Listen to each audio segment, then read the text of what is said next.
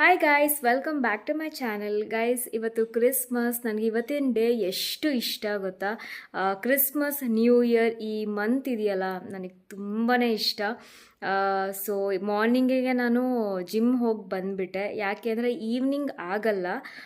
Evening gym ಹೋದರೆ ಅಲ್ಲೇ 2 hours time ಹೋಗಿಬಿಡುತ್ತೆ. ಆಮೇಲೆ ಚರ್ಚಿಗೆ ಹೋಗೋಕ್ಕೆ ಲೇಟ್ ಆಗುತ್ತೆ. ಸೊ ನಾನು ಎವ್ರಿ ಇಯರ್ ಕ್ರಿಸ್ಮಸ್ ಅಂತ ಬಂದಾಗ ಎವ್ರಿ ಇಯರ್ ನಾನು ಚರ್ಚಿಗೆ ಹೋಗ್ತೀನಿ, ಕ್ಯಾಂಡಲ್ ಹಚ್ತೀನಿ, ಪ್ರೇಯರ್ ಮಾಡ್ಕೊಂಡು ಬರ್ತೀನಿ.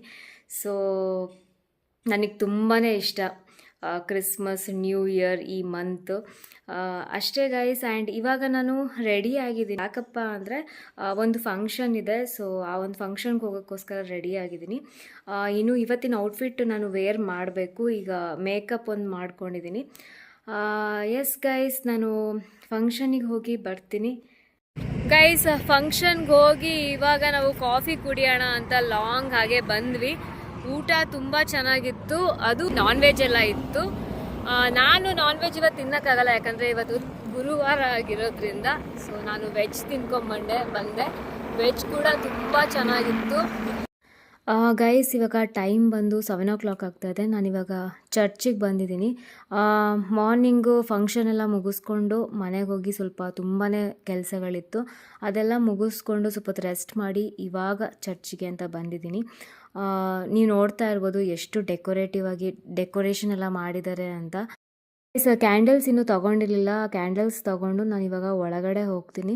ಆ್ಯಕ್ಚುಲಿ ಈ ಒಂದು ಚರ್ಚ್ ಏನಿದೆ ಅದು ನಾನು ಓದಿದ್ದು ಒಂದು ಸ್ಕೂಲ್ ಚರ್ಚು. ಸ್ಕೂಲ್ ಬಂದು ಆ ಕಡೆ ರೋಡಲ್ಲಿದೆ, ಕಾನ್ವೆಂಟು. ಅದ್ರ ಚರ್ಚ್ ಇದು ಹೋಲಿ ಫ್ಯಾಮಿಲಿ ಚರ್ಚ್ ಅಂತ.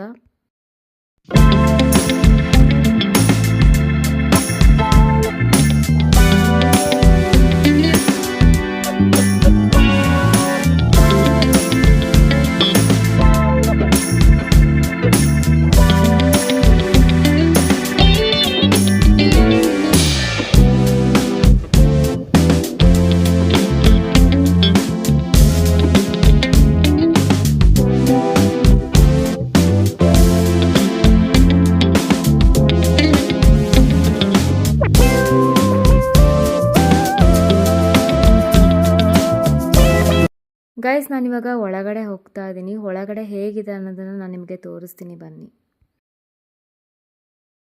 ಗೈಸ್, ಇನ್ನೊಂದೇನಪ್ಪ ಅಂದರೆ, ನಾನು ಆವಾಗಲೇ ಹೇಳಿದೆ ನಿಮಗೆ ಆ ಕಡೆ ರೋಡಲ್ಲಿ ನಮ್ಮ ಸ್ಕೂಲ್ ಇದೆ ಅಂತ. ಅಪ್ ಟು 2nd PUC ವರ್ಗೂ ನಾನು ಸೇಮ್ ಸ್ಕೂಲಲ್ಲೇ ಓದಿರೋದು. ಕಂಪ್ಲೀಟ್ LKG UKG ನರ್ಸರಿಯಿಂದ ಹಿಡಿದು ಆ್ಯಕ್ಚುಲಿ PUC ವರ್ಗೂ ನಾನು ಸೇಮ್ ಸ್ಕೂಲಲ್ಲೇ ಓದಿರೋದು ಗೈಸ್. ನಾನಂತ ಮಾತ್ರ ಅಲ್ಲ, ನಮ್ಮ ಅಕ್ಕಂದರು ಕೂಡ ಆ್ಯಂಡ್ ಅಣ್ಣಂದರು ಕೂಡ ಸೇಮ್ ಸ್ಕೂಲಲ್ಲೇ ಓದಿದ್ದಾರೆ. ಬಟ್ ಅವ್ರು ಓದೋ ಟೈಮಲ್ಲಿ PU ಇರಲಿಲ್ಲ ಅಲ್ಲಿ. ನಾನು ಓದಬೇಕಾದ್ರೆ PU ಸ್ಟಾರ್ಟ್ ಆಗಿತ್ತು.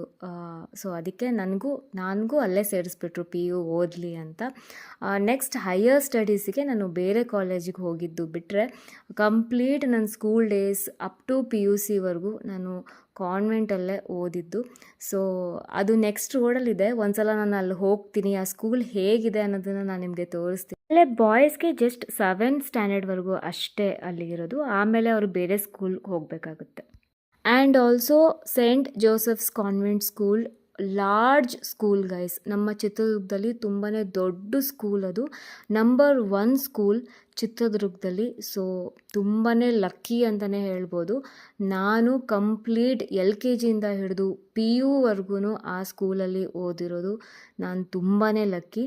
ನೀವು ನೋಡ್ತಾ ಇರ್ಬೋದು, ಹೋಲಿ ಫ್ಯಾಮಿಲಿ ಚರ್ಚ್ ಈ ರೀತಿಯಾಗಿ ತುಂಬಾ ಗ್ರ್ಯಾಂಡಾಗಿ ಸೆಲೆಬ್ರೇಟ್ ಮಾಡ್ತಾ ಇದ್ದಾರೆ.